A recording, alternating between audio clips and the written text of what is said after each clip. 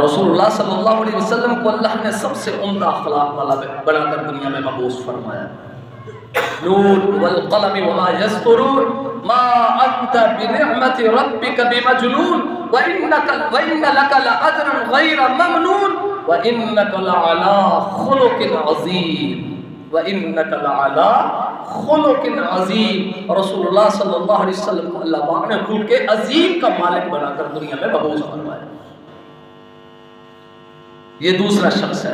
صحیح بخاری شریف حدیث نمبر 6035 فرمایا تم میں سے بہترین وہ شخص ہے جس کا اخلاق اچھا ہے، جو اخلاق میں بہترین ہے. تیسرا کون شخص ہے؟ اب یہ اللہ سے دعا ہے اللہ میرے بھی اخلاق اچھے بنا دے، ہم بھی اپنے گھر والوں کے ساتھ اچھے بن جائیں اور اپنے گھر کے اندر اچھا ماحول بنا کر رکھیں اور ان کے ساتھ پیار اور محبت کے ساتھ ہم زندگی بسر کریں. تیسرا شخص تم میں سے ہم میں سے کون بہتر ہے؟ رسول اللہ صلی اللہ علیہ وسلم نے فرمایا تم میں سے بہتر وہ ہے جو صاف دل ہو، دل کا صاف ہو. اچھا یہاں پر ایک اور بات بڑی غور طلب ہے. کہتے ہیں یار فلانا بندہ دل کا بڑا صاف ہے پر زبان کا بڑا ہی اکڑ ہے، زبان کا بڑا کڑوا ہے.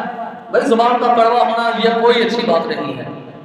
کہتے ہیں نا جی جڑا بندہ دلوں صاف ہو گیا زبان کا بڑا کڑوا ہوتا ہے، یہ بات ٹھیک نہیں ہے. کیوں کڑوا ہوگا زبان کا؟ ایک سنت پہ عمل کر رہا ہے تو دوسری سنت کو چھوڑا ہوا ہے. زبان کا کڑوا حدیث پاک میں آتا ہے رسول اللہ صلی اللہ علیہ وسلم کے پاس کوئی آیا، اس نے کہا یا رسول اللہ وہ فلاں عورت جو ہے نا وہ بڑے روزے رکھتی ہے، بڑا ذکر و اذکار کرتی ہے، بڑی تسبیح پڑھتی ہے، بڑا تلاوت میں مشغول رہتی ہے اور روزے بھی رکھتی ہے، راتوں کو بھی جاگتی ہے، دن کو روزہ رکھتی ہے، راتوں کو عبادت میں اپنا وقت گزارتی ہے اور زبان کی بڑی ہی سخت ہے. حدیث پاک کے الفاظ سنا رہا ہوں آپ کو. رسول اللہ صلی اللہ علیہ وسلم نے فرمایا اگر وہ زبان کی سخت ہے تو وہ جہنمی ہے، وہ جہنمی ہے. اللہ دیکھ لے روزے بھی رکھتی ہے، حج بھی، زکات بھی، خیرات بھی، بڑے نیکی کے کام کرتی ہے جناب، لیکن زبان کی بڑی کڑوی ہے، زبان کی اچھی نہیں ہے. رسول اللہ نے فرمایا کہ وہ جہنمی ہے. اسی طرح ایک اور شخص آیا، اس نے آ کر کہا یا رسول اللہ فلاں عورت جو ہے نا وہ روزے کوئی زیادہ نہیں بس فرض روزے رکھتی ہے، نمازیں بھی 5 وقت کی پڑھتی ہے، کوئی خاص لمبا چوڑا ذکر و اذکار بھی نہیں کرتی ہے، اپنے خاوند کی عزت اور ناموس کی حفاظت بھی کرتی ہے اور جو فرائض ہیں 5 نمازیں ان کو بھی ادا کرتی ہے.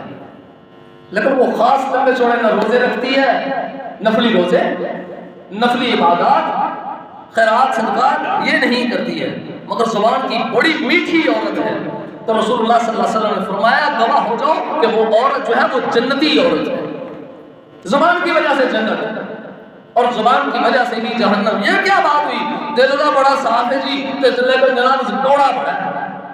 او جی پھر میرا بندہ دل کا صاف ہو گیا کوڑا تے ہوتا ہی ہے نا جی. کیوں بھائی کوڑا ہو، کیوں کڑوا ہو؟ وہ زبان کا بھی میٹھا ہونا چاہیے. ہمارے نبی نے زبان کے میٹھے انسان اور دل کے صاف انسان کو جنت کی بشارت دی ہے کہ وہ عورت فرائض کو پورا کرتی ہے، نفلی عبادات میں کوئی اتنا ٹائم نہیں گزارتی مگر زبان کی بڑی صاف ہے. تو رسول اللہ نے فرمایا جنتی ہے. تو عزیزان محترم رسول اللہ نے فرمایا تم میں سے بہترین انسان ہے وہ جو دل کا صاف ستھرا ہو. ہمارے دلوں کے اندر دیکھ لیں، ہم خود ہی اپنے آپ کو ٹٹول لیں کہ ہم کتنے صاف دل کے مالک ہیں.